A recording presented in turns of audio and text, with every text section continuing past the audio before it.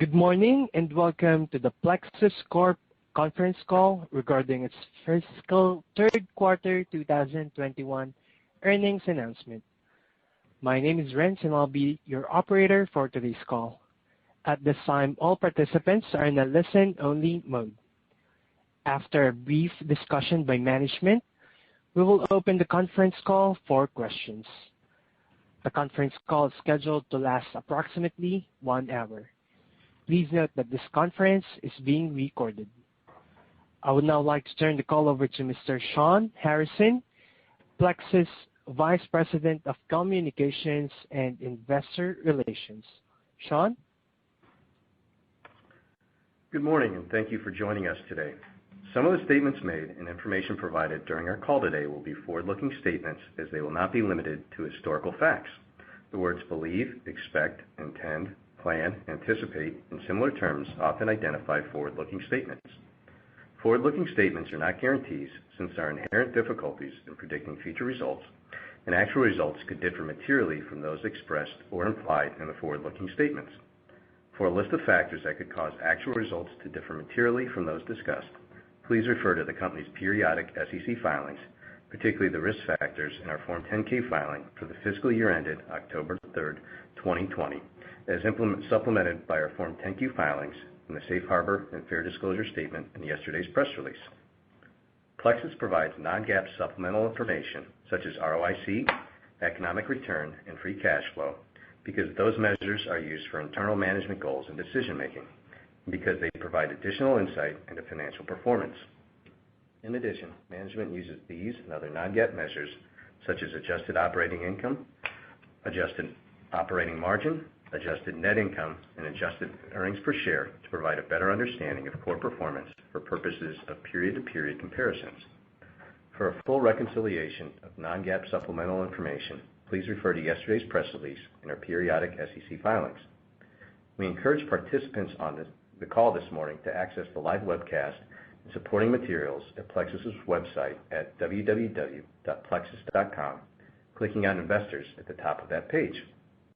Joining me today are Todd Kelsey, President and Chief Executive Officer, Steve Frisch, Executive Vice President and Chief Operating Officer, and Pat Jermain, Executive Vice President and Chief Financial Officer. Consistent with prior earnings calls, Todd will provide summary comments before turning the call over to Steve and Pat for further details. Let me now turn the call over to Todd Kelsey. Todd? Thank you, Shawn. Good morning, everyone. Please advance to slide 3 for a discussion of our fiscal third quarter results. We delivered fiscal third quarter revenue of $814 million, GAAP operating margin of 4.5%, and GAAP EPS of 95 cents. Revenue met the high end of our revised expectation provided at the June 8th Stifel conference. This result was primarily due to the resilience and outstanding efforts of our team members in Penang, Malaysia, amidst the challenging conditions created by government-mandated workforce reductions in response to the COVID-19 pandemic. Our team worked tirelessly to meet the needs of our customers while navigating the required workforce restrictions. GAAP operating margin and EPS significantly exceeded our updated outlook as a result of the better-than-anticipated revenue performance of our Penang operations, an outstanding contribution from our engineering solutions team, and lower-than-anticipated U.S. healthcare costs. Our engineering solutions workload is very strong, and the team delivered record operating margin in the quarter. The GAAP EPS result included 4 cents due to a modest restructuring in our Americas region and 21 cents of stock-based compensation expense. I'm extremely proud of our global Plexus team as they navigated a very challenging fiscal third quarter to deliver results that exceeded expectations. Next, I will highlight fiscal third quarter business development accomplishments that we expect will enable accelerated future revenue growth. Our team produced another exceptional quarter of wins, delivering approximately $275 million of manufacturing revenue when fully ramped into production, bringing our trailing 4-quarter wins to a record $1.1 billion. The quarterly wins included 5 new logos, another very strong result that enables further growth as these relationships expand. Our teams have added 17 new logos this fiscal year, highlighting our increasing differentiation in markets featuring highly complex products and demanding regulatory requirements. Within the wins were several aftermarket services opportunities, including an expansion of the notable new relationship highlighted last quarter. One of these AMS opportunities ramps very rapidly and should contribute to fiscal 2022 first quarter results. Given the pace of the ramp, we'll be making sizable near-term investments. Our engineering solutions team had another outstanding wins quarter, exceeding last quarter's excellent results. Engineering is not only accretive to our operating performance, strong engineering wins are generally a leading indicator of accelerating manufacturing growth.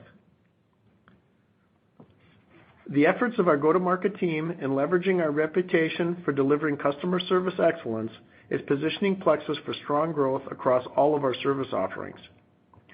The wins performance is not only noteworthy because of its magnitude, but also due to the alignment of the new business to our strategy. Please advance to slide 4.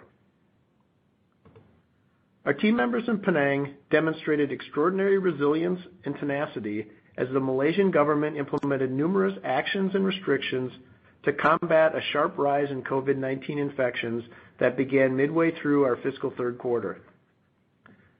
We were able to continue our operations given our status as an essential manufacturer, but for the final 6 weeks of the quarter, we were limited to approximately 60% of workforce capacity, while also managing through strict protocols focused on ensuring social distancing for our team members at our sites.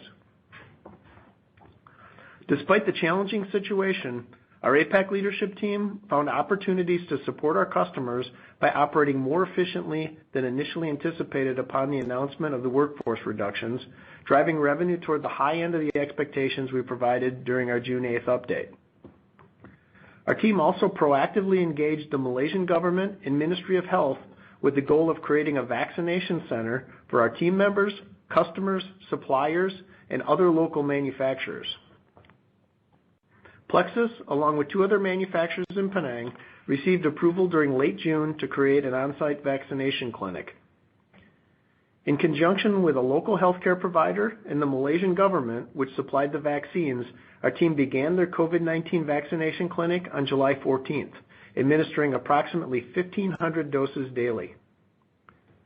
Our clinic, which received outstanding positive feedback from the Malaysian Ministry of Health, is scheduled to provide nearly 17,000 first doses by this upcoming Sunday. Second doses are anticipated by late August, aligning with the Malaysian government's goal of broad vaccination availability by the end of summer. We anticipate over 85% of our Penang team members will be vaccinated. While vaccination is an important step in supporting our team members in our local community in Penang, COVID-19 infections remain elevated in the near term in Malaysia. As a result, we expect restrictions on the community and manufacturers to sustain throughout our fiscal fourth quarter. During the first 2 weeks of our fiscal fourth quarter, the prior reductions continued to limit Plexus to approximately 60% of workforce capacity. In mid-July, the government subsequently eased the reductions applicable to Plexus, allowing our team to operate at 80% of workforce capacity. This workforce level, when combined with operational efficiencies, should allow our operations to function at near normal output capacity within the fiscal fourth quarter. We anticipate vaccination efforts throughout the country, inclusive of our clinic, will support an eventual easing of restrictions, allowing Plexus to return to typical workforce capacity levels and to better support the ongoing strong growth outlooks of our customers. Please advance to slide 5. As we look to the fiscal fourth quarter, demand remains very robust, particularly within our healthcare life sciences and industrial market sectors. When coupled with the improved output of our Penang operations, we are guiding a sizable sequential improvement in revenue and are establishing a range of $875 to $915 million. While we are practical in our revenue guidance given the current dynamics, should we overcome the workforce limitations at our Penang operations and the ongoing constrained supply chain, the demand environment supports upside to this range. We're guiding GAAP operating margin in the range of 4.8% to 5.2%, including 70 basis points of stock-based compensation expense. At these revenue and operating margin levels, we anticipate delivering GAAP diluted earnings per share of $1.13 to $1.29, including 22 cents of stock-based compensation expense. Our guidance assumes that supply chain constraints and COVID-19 do not materially impact end markets or our operations beyond what is already anticipated. Next, a few thoughts regarding our longer-term outlook. Looking at our end markets, we see broad-based strengthening of healthcare life sciences demand over the next several quarters, led by a recovery for equipment related to elective procedures. Likewise, our industrial sector is showing significant broad-based demand increases. Semiconductor capital equipment and communications forecasts are both robust, while we are anticipating meaningful contributions from program ramps with industrial and warehouse automation customers. We believe our aerospace and defense sector revenue is beginning to inflect higher, driven by improvement in commercial aerospace and healthy demand from defense and commercial space customers. In summary, we remain optimistic in our outlook. In addition to strong end market demand, we are major participants in secular growth markets such as robotic-assisted surgery, warehouse and factory automation, and commercial space. We continue to win significant amounts of new business aided by our capabilities, expertise, and commitment to our customers through exceptional quality and superior execution. Furthermore, we benefit from the differentiation provided by our engineering and aftermarket services. Looking into fiscal 2022, we are confident these demand catalysts support double-digit revenue growth as we continue to drive industry-leading operating performance with GAAP operating margin consistently above 5%. I'd again like to thank our incredible Plexus team for their unwavering support and dedication. It is through their efforts and talents that we're able to further our vision of creating the products that build a better world while delivering for all of our stakeholders.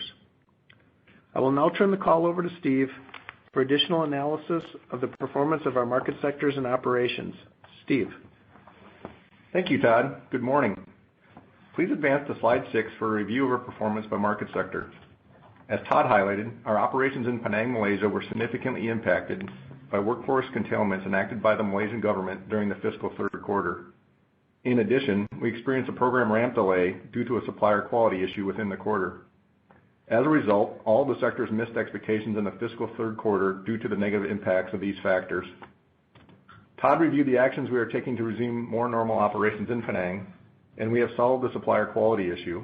Therefore, I will focus on the expectations for the sectors for the fiscal fourth quarter. Our industrial sector is seeing continued strong demand in the semiconductor capital equipment subsector. In addition, ramps with warehouse automation programs and strength with the cable access product are driving meaningful growth in the sector. As a result, we are expecting a low double-digit increase in our industrial sector for the fiscal fourth quarter. In our healthcare and life sciences sector, the demand shift from COVID-related products to elective procedure devices has accelerated. In addition, new program ramps are gaining momentum. The combination of these events yields an expectation of a high single-digit increase in our healthcare and life sciences sector for the fiscal fourth quarter. Our aerospace and defense sector continues to see improving forecast in commercial aerospace. We anticipate the strengthening demand to drive a high single-digit increase for our aerospace and defense sector in the fiscal fourth quarter. Please advance to slide 7 for an overview of our wins performance for the fiscal third quarter. We won 31 new manufacturing programs that we expect to generate $275 million in annualized revenue when fully ramped into production. The market sector teams continue to expand our existing relationships while establishing new ones. Included in the wins is the addition of 5 new logos. The continued strong wins performance lifted our trailing four-quarter wins to another record level of $1.1 billion. Our wins momentum, which is the trailing 4 quarters of wins divided by the trailing 4 quarters of revenue, increased to a healthy 31%.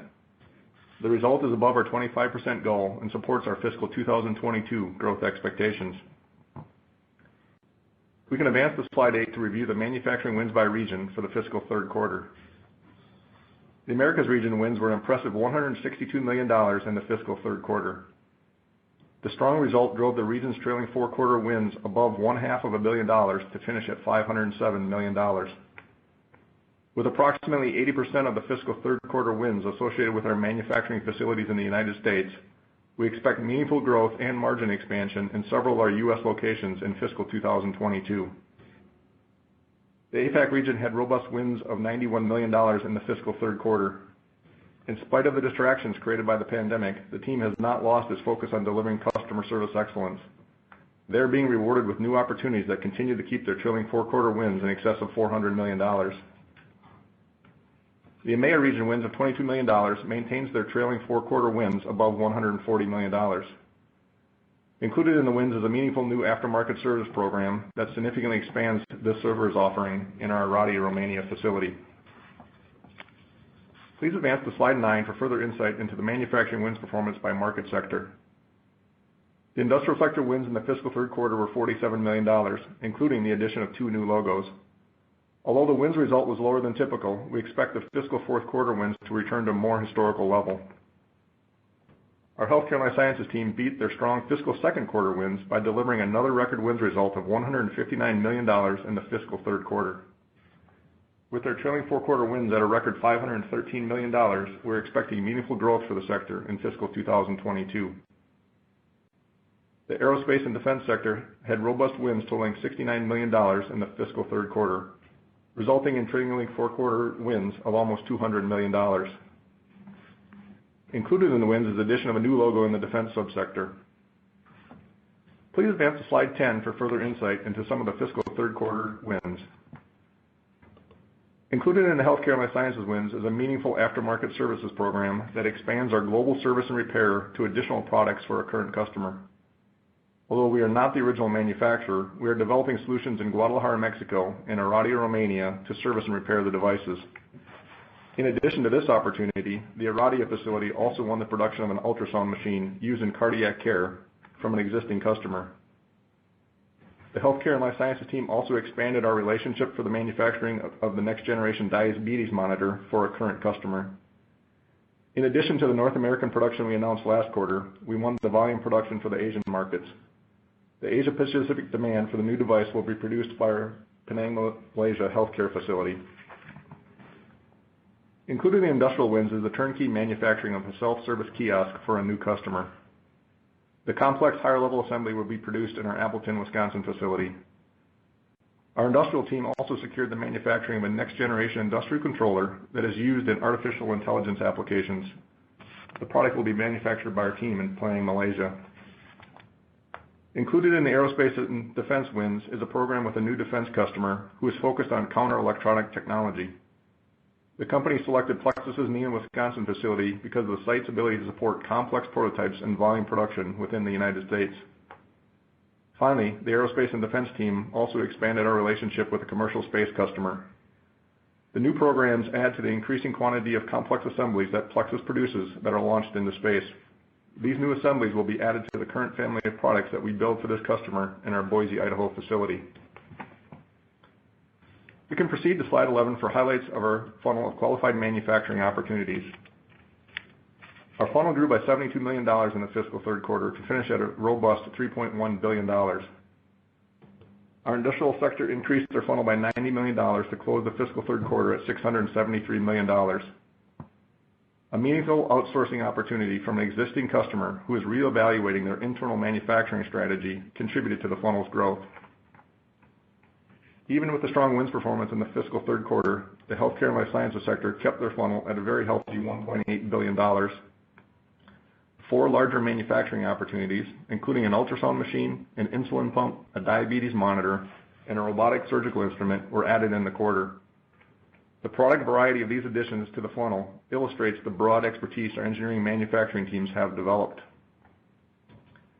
Our aerospace and defense sector finished the fiscal third quarter with a funnel of $671 million. Our multiple design centers and manufacturing facilities in the United States continue to attract defense and commercial space customers who require domestic capabilities. We expect the need for U.S. manufacturing will continue to be a meaningful part of the sector's funnel. Next, I would like to turn to operating performance on slide 12. In spite of the adverse revenue impacts experienced during the fiscal third quarter, the team generated GAAP operating margin of 4.5%. Two exceptional operational efforts contributed to the stronger than anticipated result. First, our manufacturing team in Penang made scheduling adjustments that enabled them to achieve an output level of approximately 75%, with only 60% of the workforce being allowed in the factories during the back half of the fiscal third quarter. Second, our global engineering team capitalized on strengthening backlog and strong execution to achieve exceptional revenue and profitability during the fiscal third quarter. As we look to the fiscal fourth quarter, we are making strategic investments to support growth. Our site, regional, and corporate supply chain teams have added resources, and we are working tirelessly to mitigate operational inefficiencies and component constraints to meet customer demand. In addition, we are making meaningful investments in new program ramps that we expect to commence in fiscal 2022. Even with these additional investments, the team is committed to delivering solid operating results with operating margin in the range of 4.8% to 5.2% for the fiscal fourth quarter. A few final comments. We highlighted some of the great execution that our team in Penang, Malaysia delivered during the fiscal third quarter. I want to highlight some of their exceptional efforts that are continuing in the fiscal fourth quarter. Although the team is still operating under Malaysia's workforce curtailment that limits our workforce to 80%, they are producing at nearly full output levels.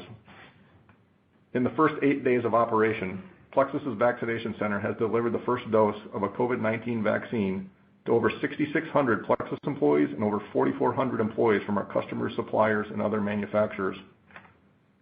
Assuming the center's allocation of doses follow projections, all Plexus employees who desire to be vaccinated will receive their first dose by this Sunday, and all will be fully vaccinated by the end of August. In spite of the many challenges that the pandemic is creating in Malaysia and Thailand, the construction of our new manufacturing facility in Bangkok is progressing. We expect to complete the facility in the third quarter of fiscal 2022 as planned. The team's ability to develop an industry-leading vaccination center while optimizing production output with a reduced workforce and keeping strategic initiatives on track in the middle of a pandemic is remarkable. I will now turn the call to Pat for an in-depth review of our financial performance. Pat? Thank you, Steve, and good morning, everyone. This morning I want to focus on three areas: our cash flow and balance sheet results for the fiscal third quarter, our working capital trends, and our fiscal fourth quarter guidance. Starting with our cash flow and balance sheet results, which are summarized on slide 13. We delivered $42 million in cash from operations and spent $11 million on capital expenditures, resulting in fiscal third quarter free cash flow of $31 million, a result in excess of our net income and our expectations for the quarter. During the fiscal third quarter, we purchased approximately 292,000 shares of our stock for $27.3 million at an average price of $93.53 per share. At the end of the fiscal third quarter, we had approximately $26 million remaining under our authorization. We intend to purchase the remaining amount during our fiscal fourth quarter. With our commitment to returning all excess cash to shareholders, we will soon be reviewing with our board of directors our plans for a new program once the current authorization is completed. We believe Plexus is well positioned with a strong balance sheet. At quarter end, cash totaled approximately $307 million, sequentially higher by $13 million. Also, at quarter end, we had $50 million outstanding under our $350 million revolving credit facility, and our gross debt to EBITDA leverage ratio of 1 was at an attractive level. For the fiscal third quarter, we delivered a return on invested capital of 15.9%.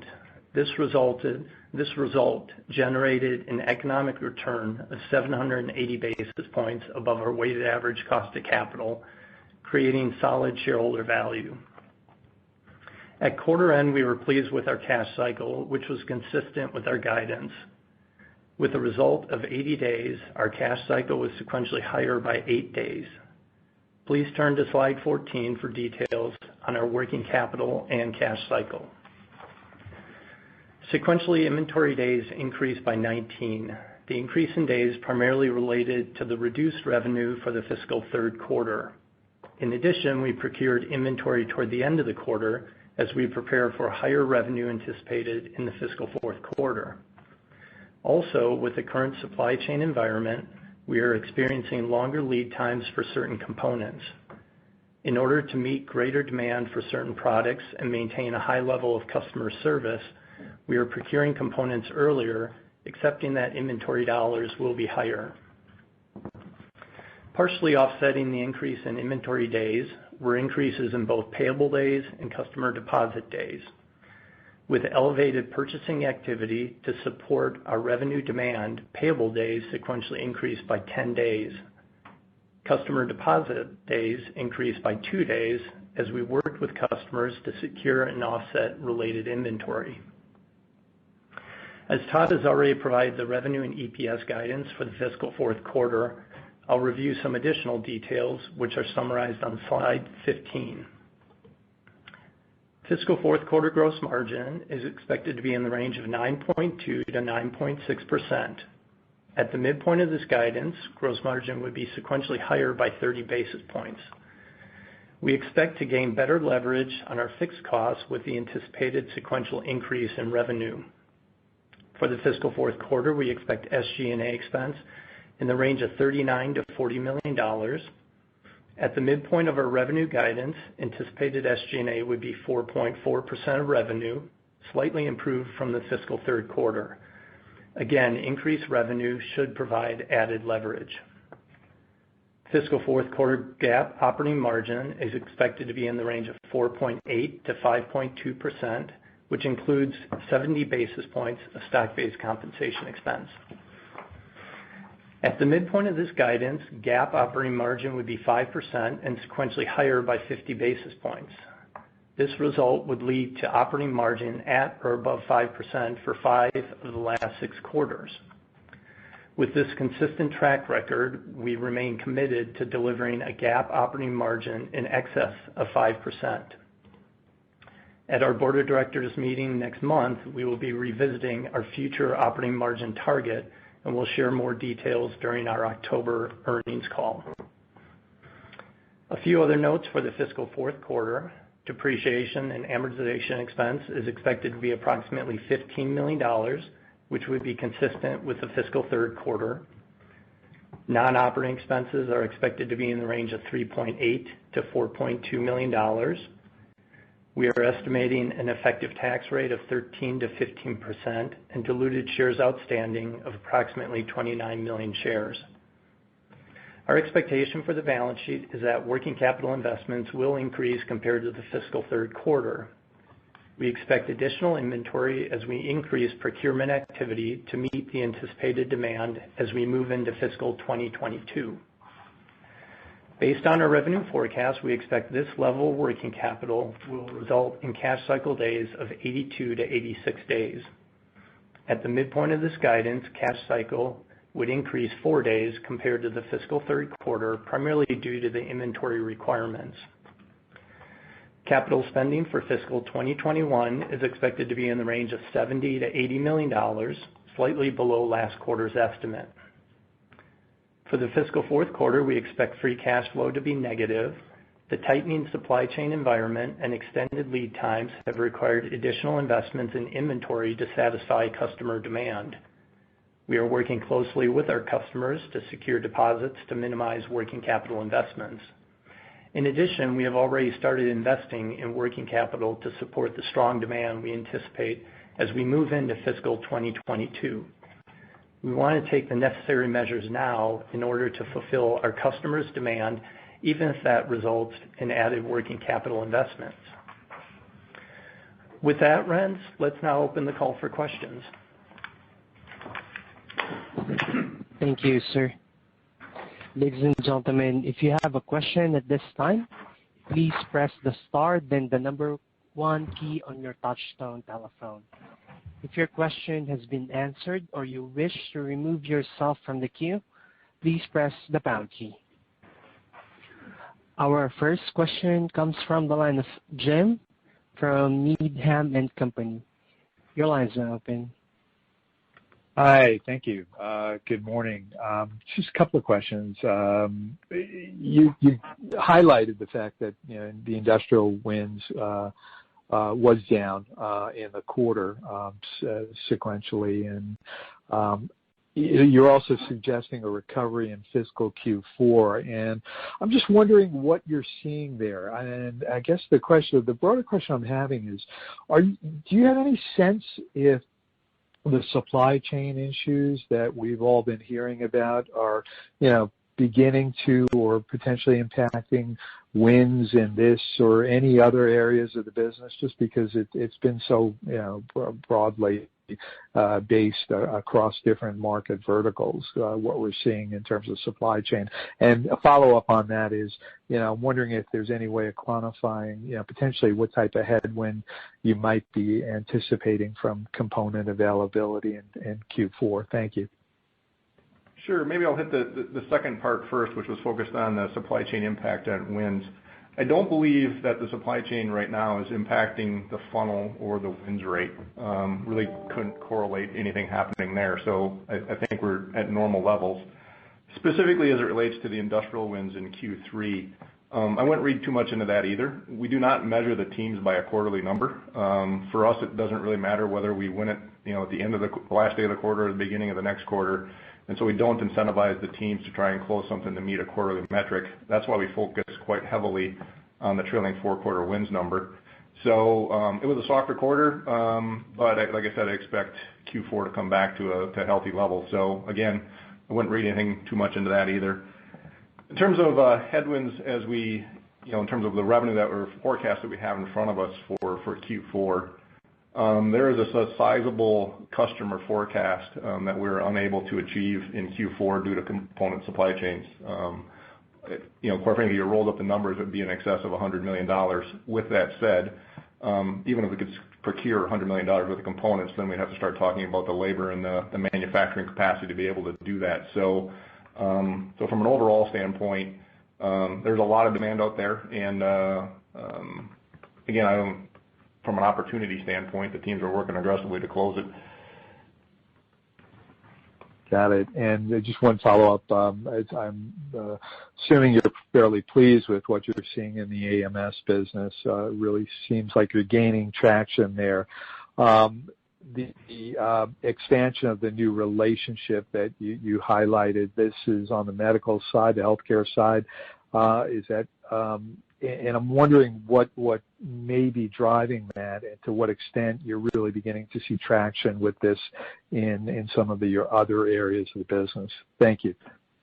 Yeah, so you're correct, Jim. The new relationship is on the healthcare side, and it's has the potential, or it will be quite substantial. I mean, we've talked about it a couple of quarters in a row, and both quarters had meaningful programs that we're launching for this customer.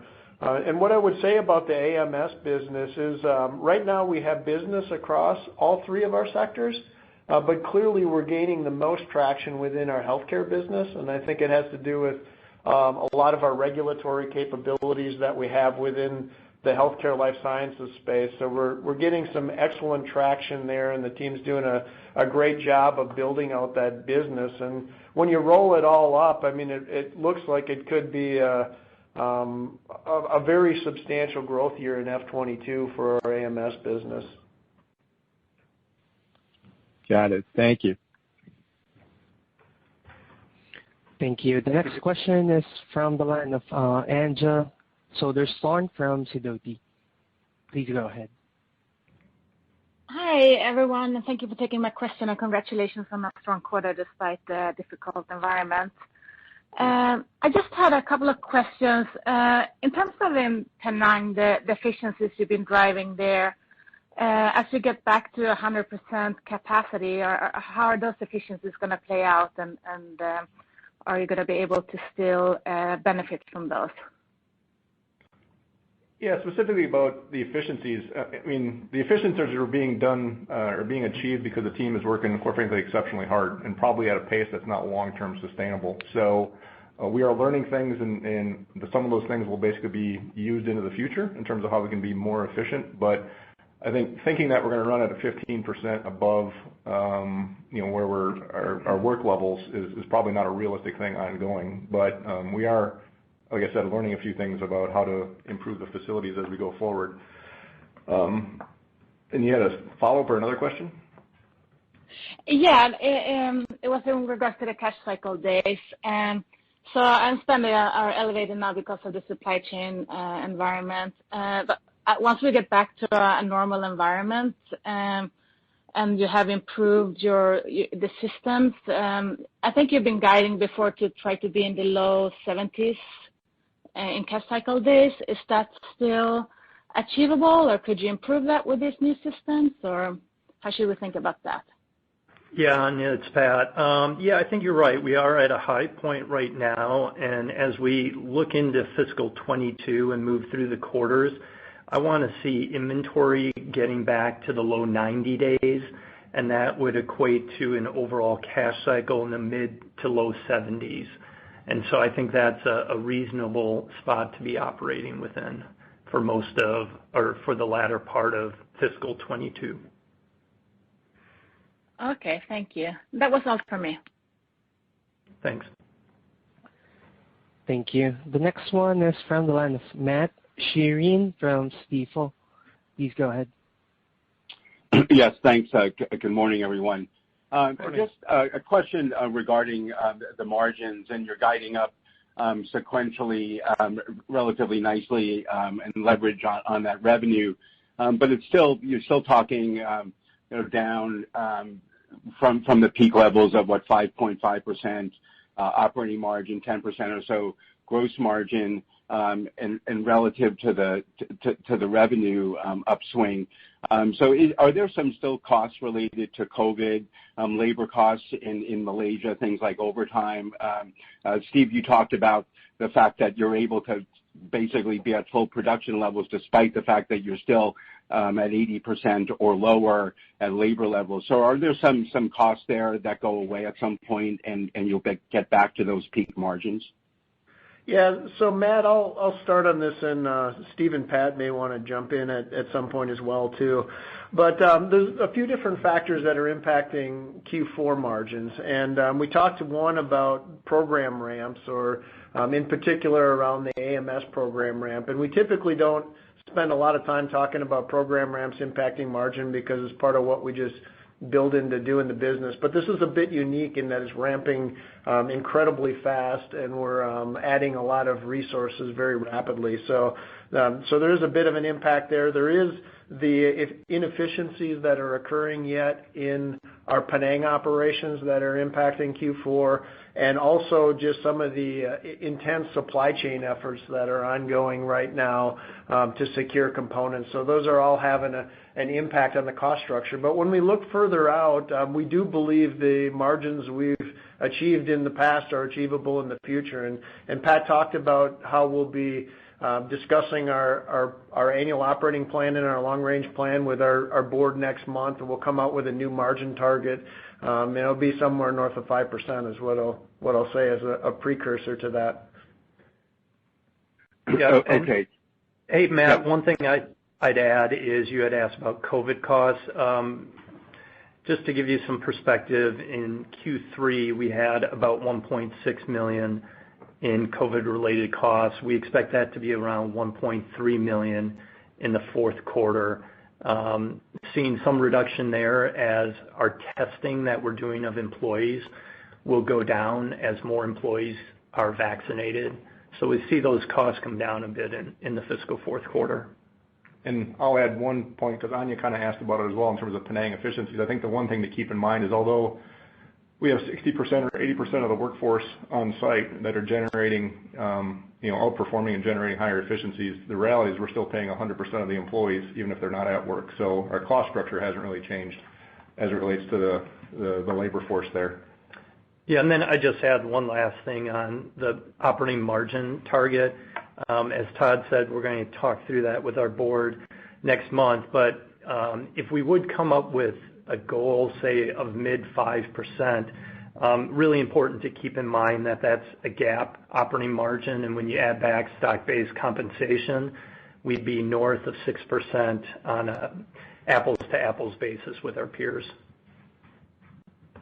Understood. Okay, thanks for that. And then another question on inventory.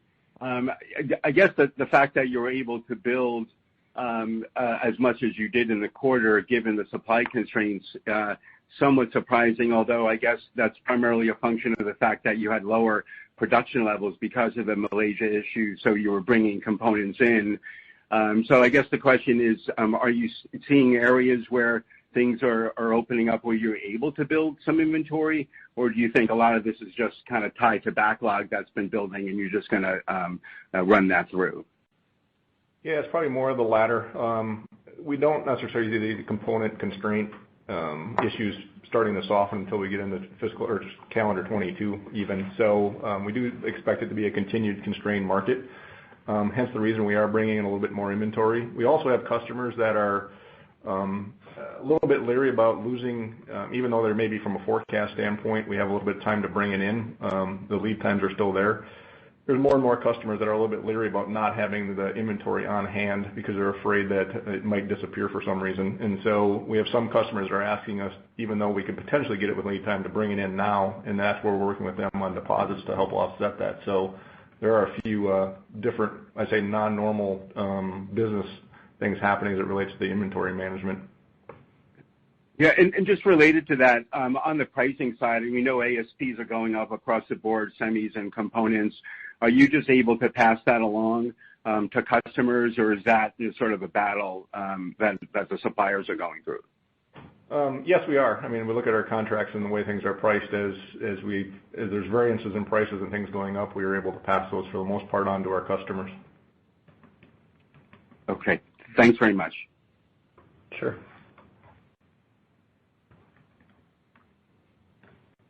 Thank you. The next one is from Adam Tindall from Raymond James. Okay, thanks. Good morning. Just a quick question for either Steve or Todd on the supplier quality issue. It sounds like you said that this is resolved, but I'm just trying to get a sense for what % of customers are using this part, or is this more of a custom part for that one customer? Just really trying to get a sense of the risk of broader contagion across the customer base from this, or is this really just a one-off? Yeah, it's a one-off. It's a custom part for that supplier, and it's not an electronic part. So this is a one-off for that system, and it's resolved, and we're back in full production for that customer. Okay, got it. So I really wanted to ask about the fiscal 22 comments, Todd. You talked about double-digit growth, and correct me if I'm wrong, I think you had been talking about double-digit growth in the past as we think on a go-forward basis. So I'm wondering, if we add this non-perishable demand on top of that double-digit growth and be more like mid-teens growth, or is there something missing with that logic? Yeah, it was intentionally vague with double-digit, Adam. I mean, what I would say is when we think of our growth number, we're thinking of really what would it be 22 over 21. So it takes into account the adjustments. But what I can say is, well, we're early in the cycle, and it's a long ways to even the start of F22, let alone the end of F22, so things could change. But we wouldn't be talking about double-digit growth unless our forecast comfortably supported that level, is what I would say. And when you think about the dislocated revenue, here's the way I would look at it. I mean, with the way Q3 ended, we had about $80 million that I would call dislocated because we performed a bit better than we thought we were going to. Some of that, a small amount is recovered in Q4. There's a small amount that's perished, and you can think of about maybe $50 million or so rolling into the first half of F22. Got it. That's helpful. Just last one for me to clarify on the near-term margin commentary. So you have the AMS business ramp. I think in the prepared comments you talked more about that being a Q1 impact. It sounds like some of it may spill into Q4 as well. I'm just trying to understand how much cost is associated with that, and maybe a way to think about it is, how to build off of this 5% or so at the midpoint guide for Q4 as we think about Q1. Are there more, headwinds related to the AMS ramp or tailwinds related to Malaysia utilization? Should we be building, higher or lower off that? Thanks. Yeah, Adam, I can take that. So we're doing the investment in the fiscal fourth quarter, and then the revenue will start towards the end of the quarter and into fiscal 22. So that investment in fiscal the fourth quarter is going to be about 10 basis point drag on the margin before we start generating the revenue to more than offset that investment. Okay, so that 10 basis points should be recovered throughout the course. I'm just thinking for Q1 of next year. Yep. It sounds like there's more tailwinds versus Yep. Q4 sequentially. Okay, got it. Yeah. Thank you.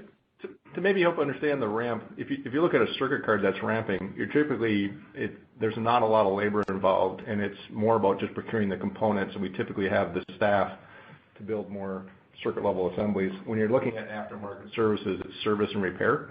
So it's more about training people to do the service and repair. So the cost that we're talking about doing is we have to add a significant amount of operators and technicians and train them on how to service and repair before we can actually start doing the work. And so that's why on AMS the costs are a little bit more front loaded than what would be normal ramps.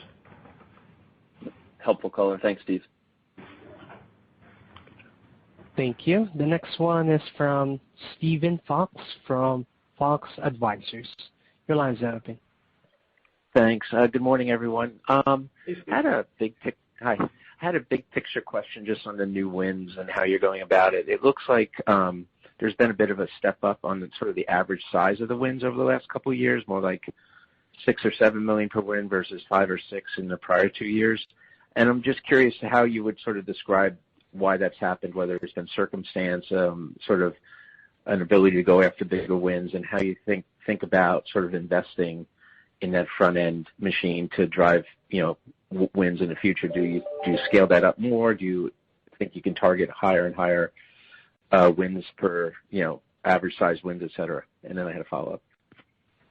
Yeah, so your math on the average wins is correct. We've seen a bit of an uptick over the years into that magnitude, and I would say that it is part of a little bit of a conscious effort to focus on bigger opportunities, but we don't necessarily exclude anything from a size standpoint.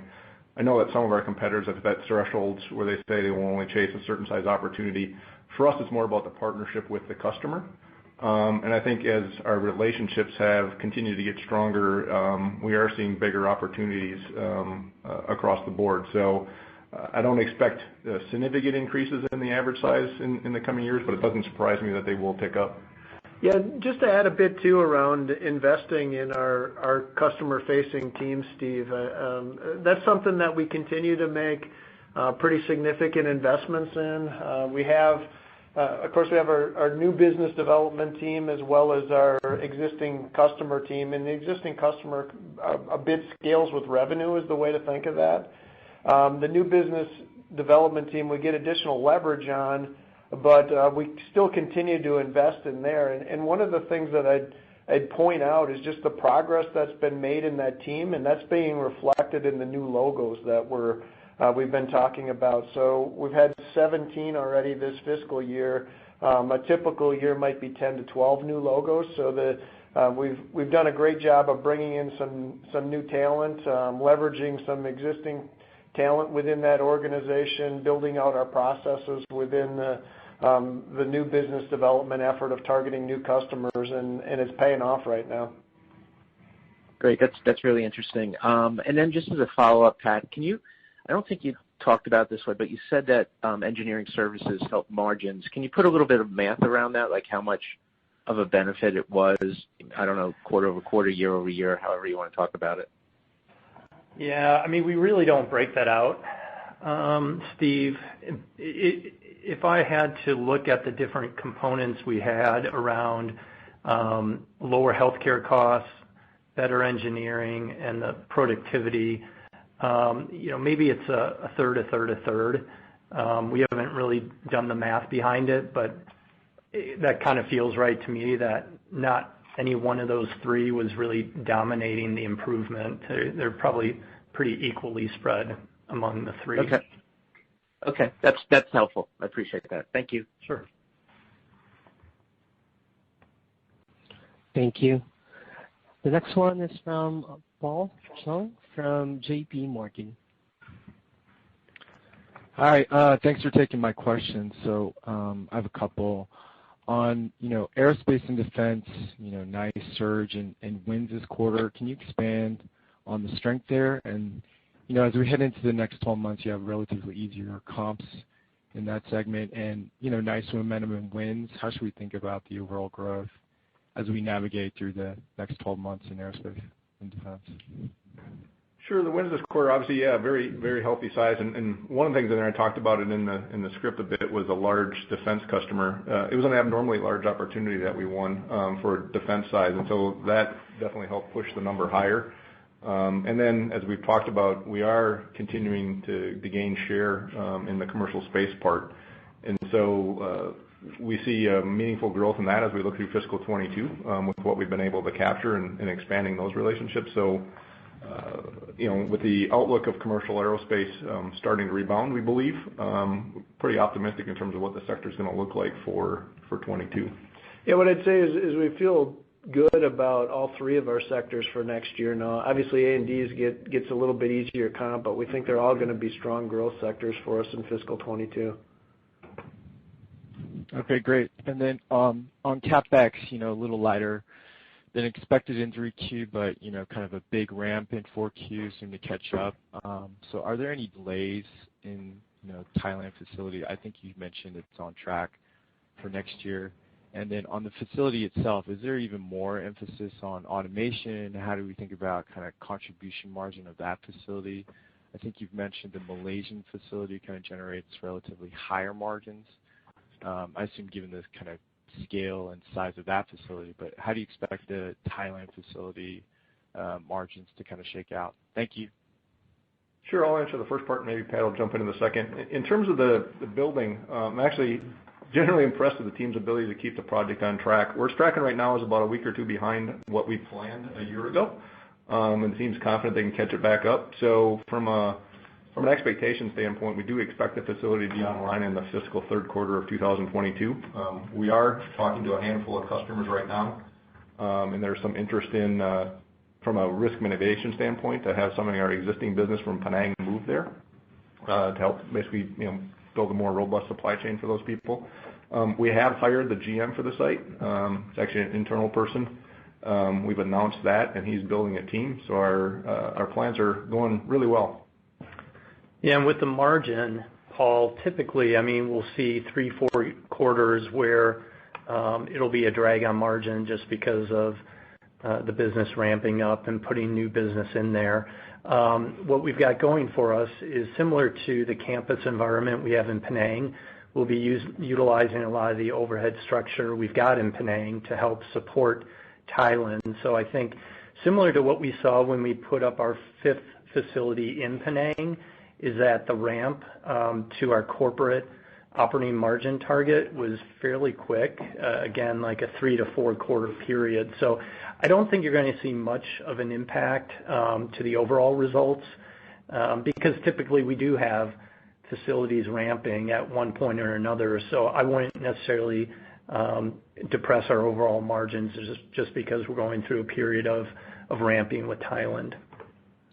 Gotcha. And last question, your diversification in APAC improves kind of post the Thailand facility. Are we, done for now, or do you have expectations to kind of grow that footprint even further in 23 and beyond? Thank you. Yeah, I think when you consider, call it dots on the map, we're not necessarily looking to add new dots on the map, but with the growth projections that we have, it won't be too far out when we need to be thinking about expanding within the locations where we're at, and a second Thailand facility isn't out of the question somewhere down the road. Thanks.